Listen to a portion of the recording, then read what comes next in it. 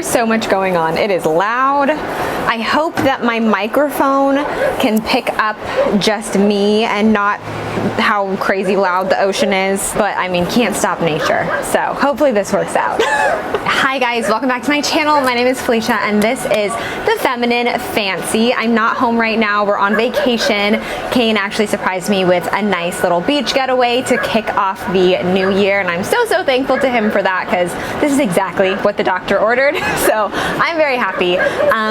And yeah, we've just been having a good time, hanging out with family, enjoying the holidays, and I'm really excited to kick off the year this way. So I'm not at home. I'm sorry about the noise. We're literally right on the ocean. I don't know if you can hear it. It's ridiculously loud. I hope it's not that bad. And if it's really annoying, I am so sorry, but I don't have anywhere else to shoot or to film, and I wanted to make sure that I got a video out for you guys. So in today's video, I really wanted to talk about how I created a high quality life. And the first time that I heard this term high quality life was actually when I was watching The Daily Connoisseur, Jennifer L. Scott's channel. Love her, shout out to her.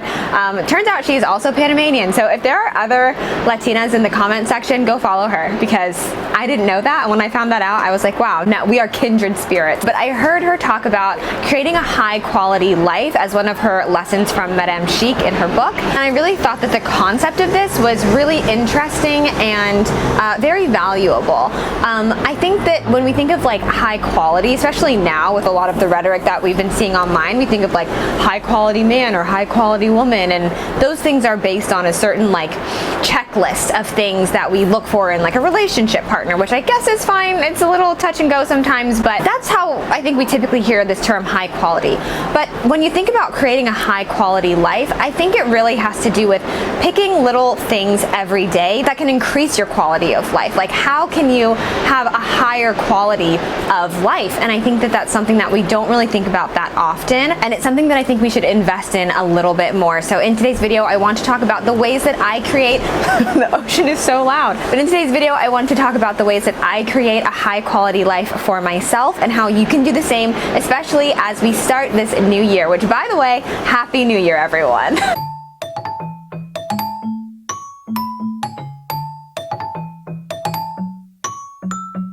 So the first way that I think that we can create a high quality of life is by bringing in Joix de Vivre. I think I've talked about Joix de Vivre on my channel before, but it's French for joy of life, and it's basically just about enjoying the simple pleasures in your life. An example of this might be using your favorite china set, your favorite tea set to have your afternoon coffee instead of just like a typical mug.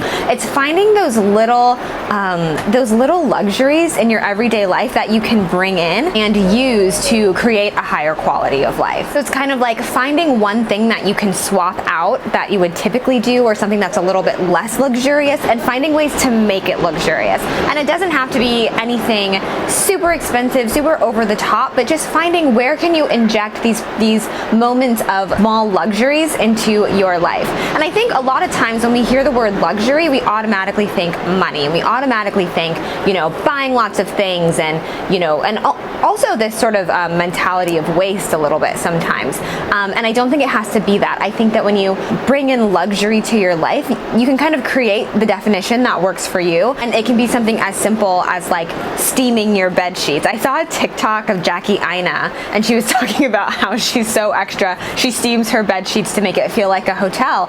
And that's like a really small thing to do, like every day or every morning, to make your daily experience more high quality and more enjoyable. So there are little things that you can do and that you can inject into your life to really to heighten and level up your quality of life. So those are just a few ideas. The next way that I try to have a higher quality of life is by getting out, going to the ocean, and going into nature. I talk about this all the time, but I do think it is so relevant, and I think especially, you know, I just feel at the new year, it's really a great time to start like these new habits. And so if you didn't get the opportunity last year to spend more time outdoors, to spend more time in nature, I think this year would be a great opportunity to start doing that. I also really value staycation. So like, for example, where we are right now is not that far from home. I think we're about 3 hours away from home, and it's not that far, and you can really create very fun and luxurious and exciting and romantic vacation for not a lot of money and not that far from you. And I think that's another way to create a really high quality of life. When we think about travel, I think a lot of times we automatically think international travel, we automatically think like going to the other side of the country. But there's so much usually right where we live that we can enjoy and we can indulge and have these little moments of just like feeling so grateful to spend time with the ones we love and to just generally enjoy what our state or our country has to offer. So it doesn't, when you think of travel, it doesn't have to be, you know, going to some far off land. I'm sure that we would all love to do that, but sometimes that's not the reality, especially now in COVID times. It's not always the reality. It's not always a possibility. And so really making the most of where you are is really pivotal. And even finding ways to make your home into the kind of place you would want to go stay. So in that TikTok, Jackie and I talked about like, why wouldn't I want my house to feel like a hotel?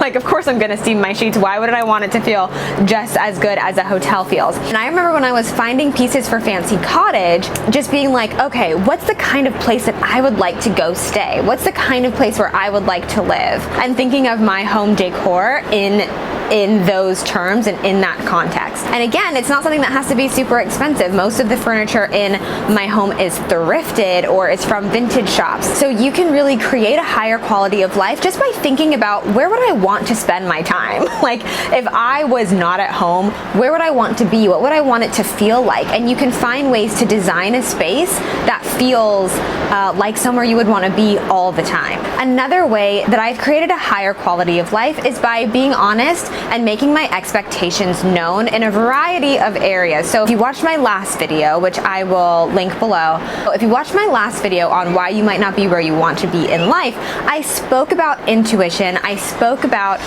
being honest and being open with the people around you at work, you know, in your personal life, and how that really can benefit you in the long run, and how listening to your intuition can benefit you in the long run. And so on that same token, I'm also very clear about my expectations within my relationships, my friendships, and just what I expect of myself out of life. I think a lot of times we place expectations on other people and we don't think about the expectations that we should place on ourselves. Like, how do I expect myself to show up? What do I expect myself to do, to accomplish? I don't think the term expectation even has to be a bad thing necessarily. I think it's just about holding yourself accountable. Holding yourself accountable for the things you say you want, for the things you say you want to achieve, the goals you say you want to reach, and having expectations for yourself. And that has created a higher quality of life for me because it gives me a purpose, it gives me a vision, it gives me an idea of where I'm going and how I'm gonna get there.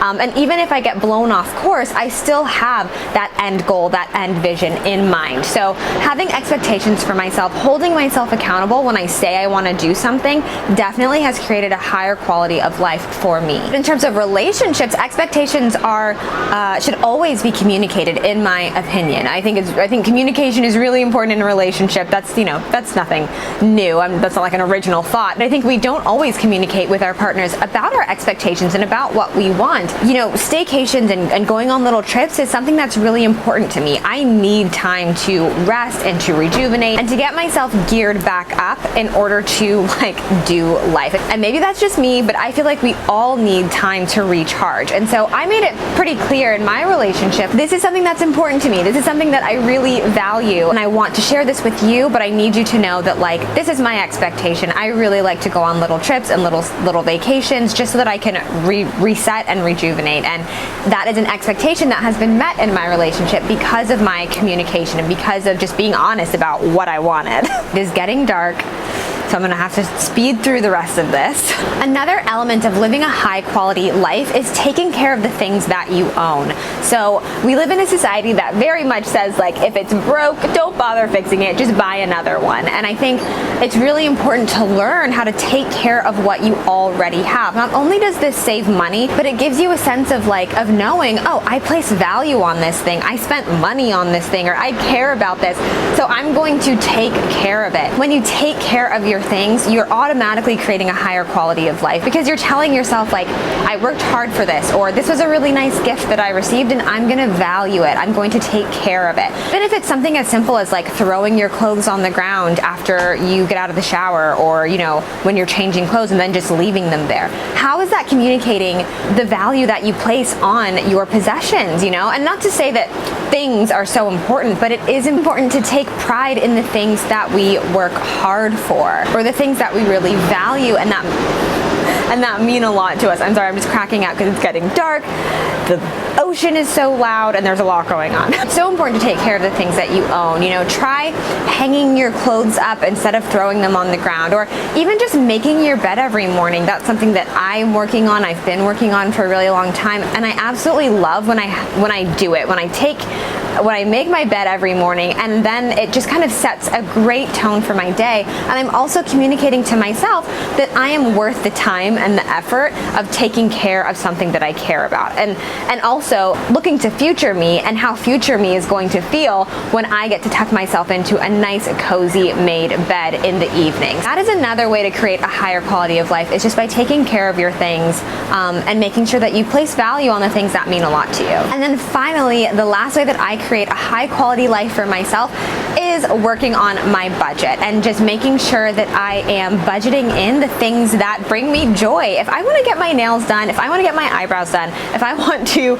you know, have a little splurge moment, that means I'm going to have to budget it into my day-to-day life. And I think that we're not really a society that focuses heavily on financial literacy and budgeting and all of those things. And as I mentioned in one of my previous videos, that's very important to me. And I'm going to focus on it so much more in 2022. But by budgeting, by knowing this is how much I can afford, this is how much I can spend on these little things, whether it's like Grubhubbing a meal or going out to dinner with a friend, you don't have that sort of anxiety of like, okay, I don't really have the money to do this, but I'm gonna do it because I wanna have fun. And you know, you kind of take away that stress from yourself, and it also creates healthy boundaries for you. You can't afford to do something and you know you can't afford to do it. You don't have to worry about like letting anyone down. You can just say, this isn't in my budget for this month, but maybe next month. And it creates healthy boundaries for you. And then when you actually do get to enjoy that lunch or dinner with friends, that enjoy that, you know, night out for drinks or, you know,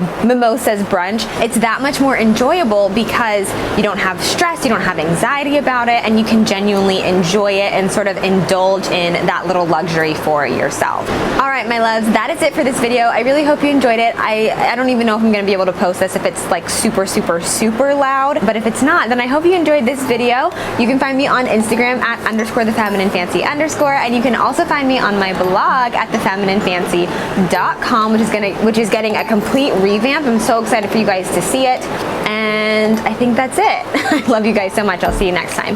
Bye.